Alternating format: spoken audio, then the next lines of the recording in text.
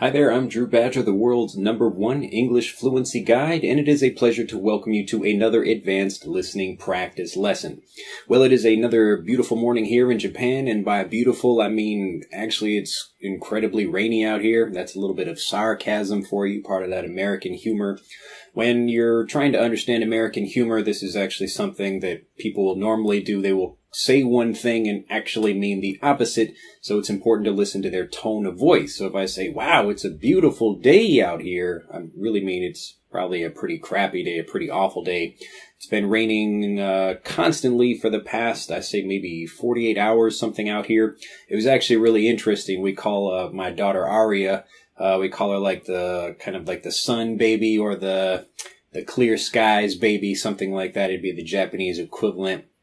Like a hareonna or something like that, just like meaning that she's like a sunny person or someone that brings the good weather, because when we went to Kyoto on our latest trip out there, it was really nice, and the weather that was actually in Nagasaki after we left was really, really bad. It was actually making national news here in Japan because there was flooding in some places, and not that far from our home. We're actually okay where we are, but, you know, it's just one of those things where we left the place and it turned out to be great weather. But anyway, since today I thought I would talk about Aria a little bit. So something I noticed, and this is an interesting thing, you know, if you're spending time at home, you're a new parent, and maybe you just relax at home and try to do things. We read a lot of books, we do letters and other things like that, just lots of practice and training and other things like that for learning English and Japanese. But when we do go out on a trip, or even when we just go out walking around, Aria is pretty popular, and she's also pretty rare. So she's a like really light-skinned baby out here, and she's got blue eyes as well, which is also really rare for people that are considered half. So this is like half Japanese, half something else. These are called half babies, something like that. And there's, you know, nothing really racist about it here in Japan. It's just the term for people like that. But interestingly enough, my mom was listening to that, and she was saying, why aren't they called double? Because they've got part of this and part of that. Anyway, so while we're out walking around with Aria, a lot of people are interested to come up and, you know, meet her and talk with her. And I mean, not really talk with her, but especially wanting to touch her a lot. So wanting to, like, you know, give her a nice little poke on the cheek, or, you know, shake her hand or something like that. Maybe she could be a little baby politician, something like that. But anyway, so she's going out and meeting lots of people, and she's you know, I guess quite wary about meeting new people. And so when people just walk up and, you know, some, like, especially old women, like maybe over 50 years old, like over 50 women love Aria. I don't know what it is, but it's just something like very sweet about her, and, you know, it like attracts older women, something like that. I'm thinking maybe we should start charging money. We'd start maybe just like $1 or something. You can like grab her cheek a little bit, something like that. Anyway, in all seriousness, this is a great phrase for you. In all seriousness, this is when you're telling a joke or trying to say something, but then you actually want to explain a truthful thing. So in all seriousness. So in all seriousness, when we are out with Aria, I noticed two kinds of people that try to approach her, something like that. And I thought this was actually a really great lesson for you, and a really important thing for you to remember, just because I know a lot of people are interested in meeting native speakers. A lot of people want to practice with native speakers, and it's important about how you approach people, and you can learn a lot from this experience that I have with Aria. So again, I'm seeing two different kinds of people when I go out and meet, you know, just random people walking around. So there are the people that come in really quickly, just like random people that come up to her and try to like hold her hand or try to do something, and she always pulls away. And this creates an immediate negative response from her. So even though people are, you know, they just assume, oh, that's like a great thing and I want to like walk up and touch it or something like that. That's not the best way to approach a baby. So I've had, you know, training in this. You know, I used to teach. My kind of career began out here when I was teaching maybe junior high school kids, and then younger and younger and younger, and still I was teaching like actual babies. So I had classes where I was teaching 1-year-olds, 2-year-olds how to speak English. And so I would have actual classes with their mothers, and it would take time for me to get used to the children. But the way I did it, I had a very good technique, and it really just took time, because you can't walk up to a new baby and try to pick the baby up and take it away from its mother very quickly, you know, whether it's a boy or a girl or whatever. So you can't do that. So it's really important for you to take time and not try to rush into doing something like that, even if you're excited, even if you think you're not going to do harm to that person or, you know, to that relationship, something like that. So again, these two kinds of people, the first kind is the one that like kind of rushes up and tries to grab her or poke her cheek or something. And you can always see very clearly in her body language, because she can't communicate, that she's not happy with that.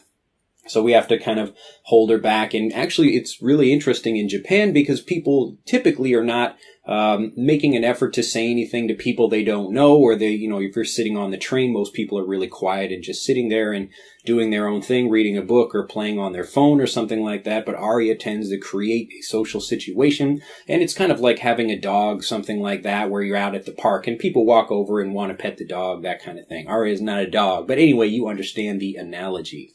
So anyway, the people that do that, these are a lot like the same people that are trying to meet native speakers to practice with. So if you push the situation, if you try to push too hard and you move too quickly to meet people, then you're going to fail and you're going to push people away, and this is exactly what you don't want to be doing. So the people that do develop a good relationship with Aria, they take their time with her and they're not trying to rush in and just like grab her.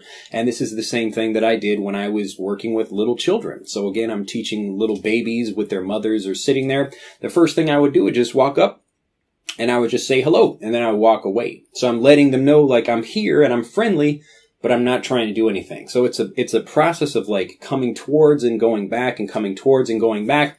And then you put out your hand and you allow them to try to touch you first. So if somebody does do that, you establish a relationship where you're going back and forth with the person and you're not trying to move too quickly or give them something they don't want.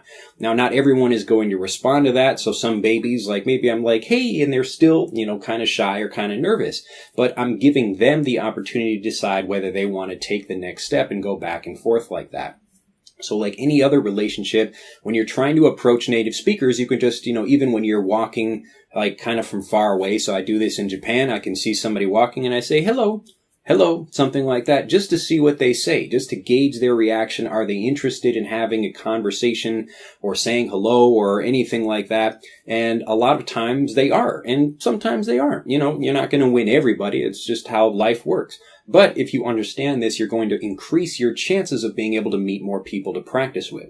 So this goes for the internet too. If you just mail people directly and say, hey, will you teach me English or will you practice speaking with me? That's again trying to grab Aria directly, and that's really going to put people off. This is a great phrasal verb, which means to kind of move someone back. If you think about putting something on, you're putting it off. To put someone off means to kind of push them away. So maybe I try like some bad oysters or something like that. Like I try some bad food and it puts me off of that food. So maybe oysters are really good, but the first time I try them, they're not very good. And then I kind of lose my appetite for those. I lose my desire to eat that thing. It gives me a bad impression of that thing.